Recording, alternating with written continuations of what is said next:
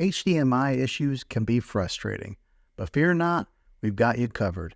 In today's tech video, I'm going to give you some tips on how to fix your HDMI problems on your Westinghouse Smart TV.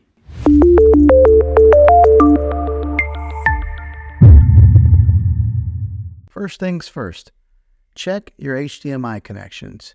Ensure that all cables are securely plugged into your TV and check the HDMI cables to the device that you're connecting to. Sometimes it might be a simple problem of an HDMI not being plugged in all the way. Next, navigate to your TV's settings menu.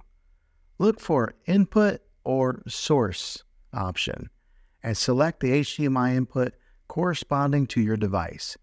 Sometimes a button can get hit on a remote control, changing the HDMI input.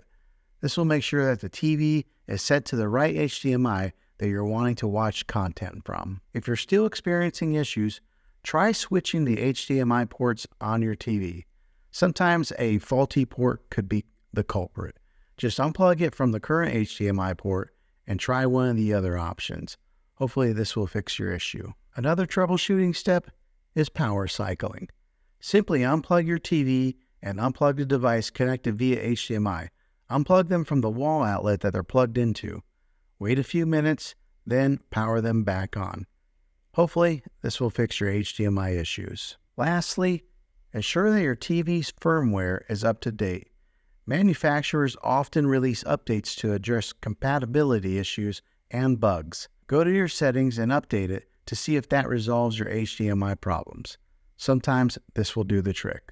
And there you have it. By following these steps, you can troubleshoot and resolve your HDMI problems on your TV. Hopefully this video was helpful. If it was, go ahead and click a thumbs up on it. Go ahead and subscribe to my channel. I make tech videos all the time, and I'd love to have you back in the next one. Take care.